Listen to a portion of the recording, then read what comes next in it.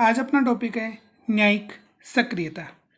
तो इसमें देखो दो शब्द आपको दिखाई दे रहे हैं, एक है न्यायिक और दूसरा है सक्रियता।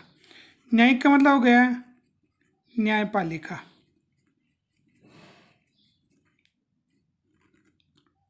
और सक्रियता का मतलब हो गया न्यायपालिका क्या बन गया है, सक्रिय बन गया है।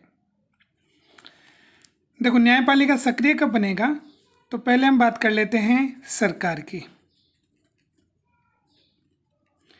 सरकार के कितने अंग माने गए हैं, 3। इसमें विधायिका या व्यवस्थापिका, दूसरा कार्यपालिका,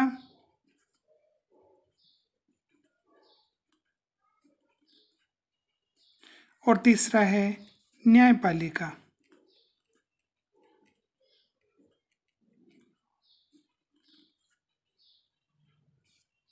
तो सरकार के जब ये तीनों अंग आपस में मिल जाते हैं, विधायिका, कार्यपालिका और न्यायपालिका, तो उसे हम क्या बोल देते हैं, उसे हम बोलते हैं सरकार। विधायिका का जो कार्य है वो विधायिका करे, कार्यपालिका का कार्य कार्यपालिका करे, और न्यायपालिका का कार्य न्यायपालिका करे। लेकिन कई बार क्या होता है, विधायिका अपने कार्यों को नहीं करती है या विधायिका और कार्यपालिका अपने कार्यों को नहीं करती है, तो ऐसी स्थिति में क्या हो जाता है, असंतुलन हो जाता है। तो विधायिका को अपने कार्यों को करना चाहिए, कार्यपालिका को भी अपने कार्यों को करना चाहिए, और न्यायपालिका को भी अपने कार्यों को करना चाहिए।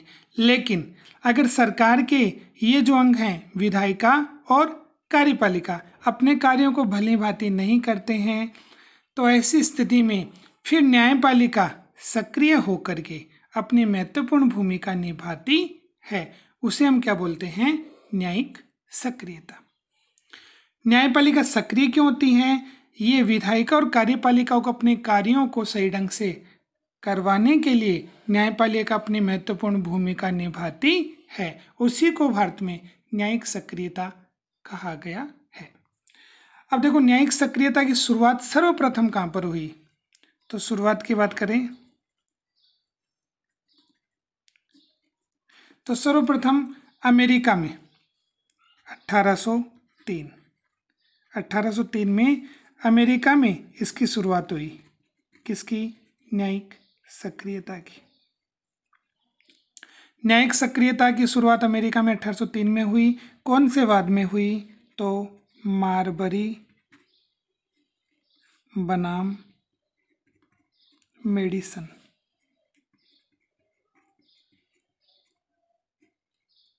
अमेरिका में एक वाद था मारबरी बनाम मेडिसन। इस वाद में न्यायपालिका ने अपनी महत्वपूर्ण भूमिका निभाई और उसी को न्यायिक सक्रियता की शुरुआत माना जाता है। ये तो बात हो गई अमेरिका की। अब हम बात कर लेते हैं किसकी, भारत की। तो भारत में क्या संविधान में इसका उल्लेख है, तो भारत में संविधान में कहीं पर भी किसका उल्लेख नहीं है, न्यायिक सक्रियता का उल्लेख नहीं है। तो संविधान में इसका उल्लेख नहीं मिलता है हमें। फिर ये प्रोसेस आया कहां से, तो ये प्रोसेस आया सर्वोच्च न्यायालय। सर्वोच्च न्यायालय की व्याख्या से।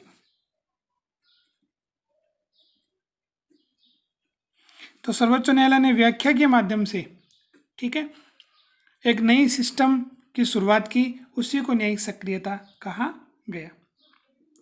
अब भारत में इसकी शुरुआत कब होती है, तो भारत में शुरुआत की बात करें तो भारत में इसकी शुरुआत होती है 1979 में। उस समय सुप्रीम कोर्ट के जो न्यायाधीश थे, उनका नाम हम बात कर लें तो वाई.वी. चंद्रचूड़। वाई.वी. चंद्रचूड़। तो सुप्रीम कोर्ट के मुख्य न्यायाधीश वाई.वी. चंद्रचूड़ के समय इसकी शुरुआत होती है। अब इसके विस्तार की बात करें तो न्यायिक सक्रियता का विस्तार किसके माध्यम से करवाया गया? तो मुख्य न्यायाधीश की बात आती है पीएन भगवती, और पीएन भगवती के माध्यम से न्यायिक सक्रियता का क्या हुआ? विस्तार हुआ। और इसे भारत में न्यायिक सक्रियता न जान करके किसके नाम से जाना जाता है? इसे जाना जाता है जनहित याचिका। तो इसे जनहित याचिका के नाम से भारत में जाना जाता है। अब इन्होंने क्या किया पीएन भगवती ने कि भागलपुर, और ये भागलपुर कहाँ पर पड़ता है? बिहार। तो पीएन भगवती ने भागलपुर मतलब बिहार में जेल में जो कैदी थे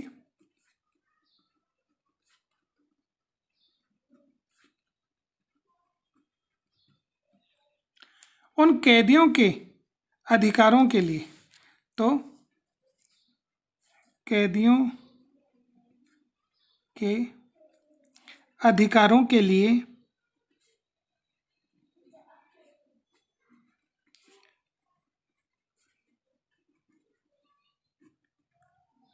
कार्य किया, उन मुद्दों पर विचार किया।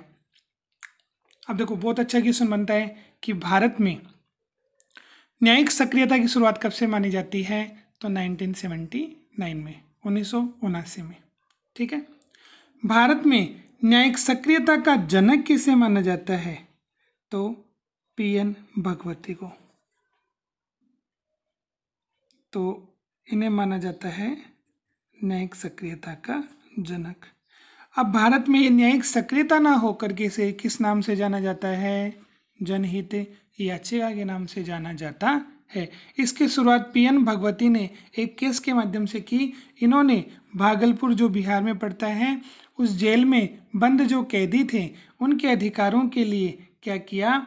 उन मुद्दों पर विचार किया।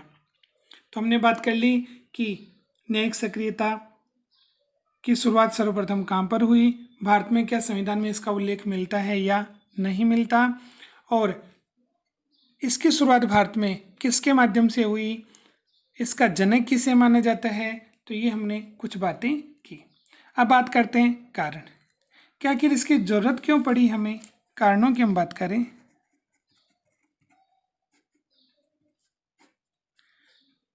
तो देखो, जैसे हम बात करें कारण बोल दें या आप इसे आधार भी बोल सकते हैं कि कौन कौन से मुद्दों पर इसकी शुरुआत हो सकती है। तो कारण तो हमने देखा था कि जब विधायिका कार्यपालिका अपने कार्य को सही ढंग से नहीं करें तो न्यायपालिका अपने अधिकारों को बढ़ा करके उन्हें अपने कार्यों को करने के लिए जो आदेश देती है उसे क्या बोलते हैं? न्यायिक सक्रियता। अब इसका आधार भारत में जनहित याचिका है, और इसमें हम कौन कौन से बिंदुओं को लेते हैं? जैसे नागरिकों के अधिकार हैं,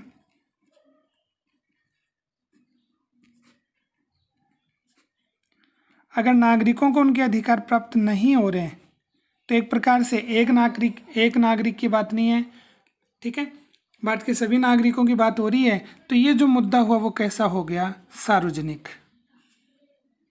अब भारत में जनहित याचिका में जो भी केस दायर होगा उसका मुद्दा कौन सा होना चाहिए? उसका मुद्दा होना चाहिए सार्वजनिक। वो किसी एक व्यक्ति विशेष या व्यक्तिगत हित से संबंधित नहीं होना चाहिए। तो बात करें नागरिकों के अधिकारों की, तो नागरिक के अधिकार हैं, ये मुद्दा हो गया सार्वजनिक। तो इसको लेकर भी हम पीआईएल या जनहित याचिका दायर कर सकते हैं। एक हम बात कर लें पर्यावरण की, कि वर्तमान समय में पर्यावरण को सबसे ज़्यादा क्या हो रहा है? नुकसान हो रहा है। तो पर्यावरण की सुरक्षा के लिए भी क्या दायर की जा सकती है? जनहित याचिका, क्योंकि पर्यावरण सभी व्यक्तियों से संबंधित होता है, इसलिए कैसा मुद्दा हो गया? सार्वजनिक मुद्दा हो गया। आगे हम बात कर लें गरीबों या वंचितों,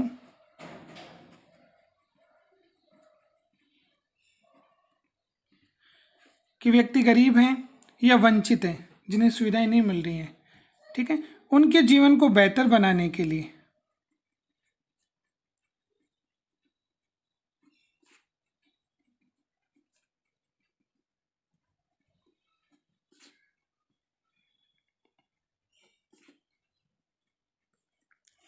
तो गरीब और वंचितों के जीवन को बेहतर बनाने के लिए जनहित याचिका दायर की जा सकती है। तो ये भी मुद्दा कैसा हो गया, एक व्यक्ति से संबंधित नहीं हुआ, व्यक्तिगत हित नहीं हुआ, बल्कि हित कैसा हो गया, सार्वजनिक हित हुआ। और हम बात कर लें जैसे वायु प्रदूषण है,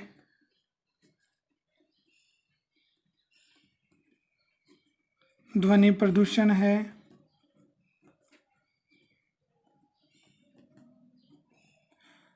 तो ऐसे जो मुद्दे हैं उन पर भी जनहित याचिका दायर की जा सकती है। फिर बात कर लें कि वर्तमान समय में सबसे ज़्यादा शासन को नुकसान पहुंचाने वाला क्या है, भ्रष्टाचार। तो भ्रष्टाचार के जो मामले हैं उन मामलों की जांच का कार्य भी न्यायिक सक्रियता या जनहित याचिका के माध्यम से न्यायपालिका करती है। तो भ्रष्टाचार को रोकने का कार्य सरकार का होता है, लेकिन सरकार जब ऐसे कार्यों को नहीं करती है तो न्यायपालिका स्वतः संज्ञान लेकर के या फिर किसी तीसरे पक्ष के माध्यम से जो याचिका दायर होती है उसके माध्यम से सार्वजनिक हित को ध्यान में रख करके ऐसे मामलों की जांच कर सकती है। इसके अलावा चुनाव सुधार की बात करें कि चुनाव में सुधार करना है ताकि अच्छे व्यक्ति जो आपराधिक प्रवृत्ति के नहीं हैं, अच्छे व्यक्तियों का चुनाव हो सके और वो शासन में जाकर के अच्छे कार्यों को कर सकें। तो व्यवस्था अच्छी बने इसके लिए ज़रूरी है कि चुनाव निष्पक्ष होना चाहिए, अच्छे व्यक्तियों का चुनाव होना चाहिए। तो चुनाव सुधार का काम भी सरकार का होता है, लेकिन सरकार अगर ऐसे कार्यों को नहीं करती है तो न्यायपालिका सार्वजनिक हित को ध्यान में रख करके ऐसी याचिकाओं को स्वीकार कर सकती है। तो कुछ मुद्दे हैं जिनकी हमने बात की। तो मूल यहाँ पर बात हो रही है कैसा हित होना चाहिए, सार्वजनिक हित होना चाहिए। अगर सार्वजनिक हित हो रहा है तो ऐसी स्थिति में हम न्यायपालिका में क्या दायर कर सकते हैं, जनहित याचिका दायर कर सकते हैं। हम बात करते हैं कि याचिका कौन दायर करेगा।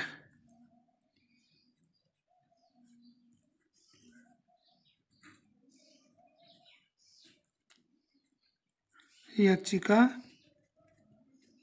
कौन दायर कर सकता है।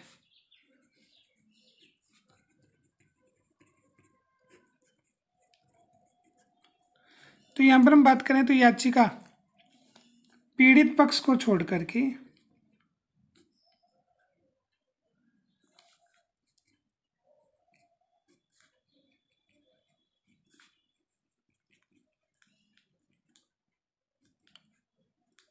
तो पीड़ित पक्ष को छोड़कर कोई भी व्यक्ति याचिका दायर कर सकता है। पीड़ित पक्ष से अभिप्राय कि हमेशा न्यायालय में एक तो जिसको नुकसान हुआ है वो व्यक्ति जाता है और जिसने दूसरे ने नुकसान किया है, ऐसे दो पक्ष न्यायपालिका से जुड़ते हैं। तो यहाँ पर जिसको नुकसान हुआ है वो कई बार क्या होता है, अज्ञान होता है, उसे न्यायालय की जानकारी नहीं होती कि न्यायपालिका में जाकर के किस प्रकार से लाभ उठाया जा सके। तो ऐसे व्यक्तियों के हितों की रक्षा के लिए कोई तीसरा पक्ष, ठीक है, पीड़ित पक्ष को छोड़ करके तो कोई तीसरा पक्ष है वो न्यायपालिका में सार्वजनिक हित को ध्यान में रख करके याचिका दायर कर सकता है, जिससे निर्णय आने पर ऐसे पीड़ित जो पक्ष हैं उन सभी को क्या प्राप्त हो जाएगा, लाभ प्राप्त हो जाएगा, उन्हें न्याय की प्राप्ति होगी। तो इस प्रकार से हमने देखा कि न्यायपालिका में याचिका कौन दायर कर सकता है। अब याचिका कहाँ दायर होगी,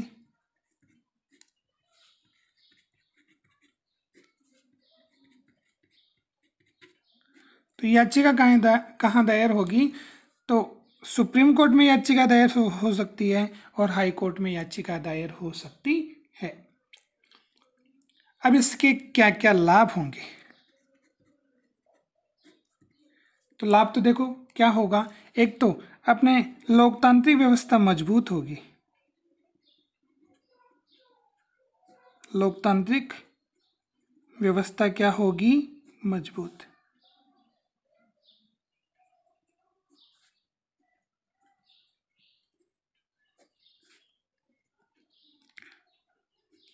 तो लोकतंत्र का उद्देश्य ये है कि जनता की भलाई के लिए कार्य हों, सरकार निरंकुश नहीं बने। ठीक है, तो लोकतांत्रिक व्यवस्था इससे क्या होगी, मजबूत होगी। और हम बात कर लें सार्वजनिक हित होगा या सार्वजनिक हित को बढ़ावा मिलेगा। सार्वजनिक हित को क्या मिलेगा, बढ़ावा। तो लोगों को न्याय की प्राप्ति होगी, जनता के जो सार्वजनिक मुद्दे हैं ऐसे मुद्दों पर निर्णय आएगा तो सार्वजनिक हितों को क्या मिलेगा, बढ़ावा मिलेगा। तो ये तो हमने देखा इसके लाभ। अब इसके कुछ नुकसान भी हो सकते हैं क्या, तो बिल्कुल इसके नुकसान भी हो सकते हैं।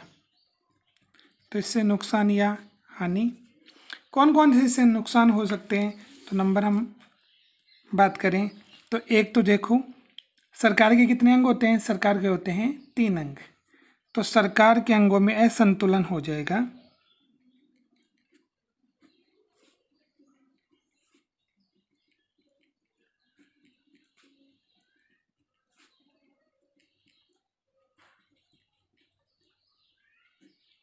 सरकार के अंगों में क्या होगा, असंतुलन।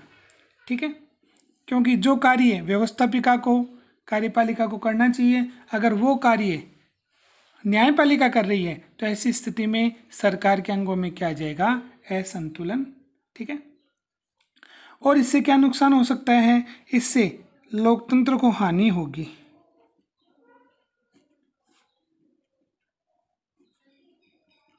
लोकतंत्र को हानि से अभिप्राय है कि सरकार के प्रत्येक अंग का जो कार्य है वो प्रत्येक अंग अपने अपने कार्यों को करे। अगर न्यायपालिका अपने अधिकारों का ज़्यादा प्रयोग करने लग गई तो इस प्रकार से लोकतंत्र को क्या पहुंचेगा, नुकसान पहुंचेगा, लोकतंत्र को क्या होगी, हानि होगी।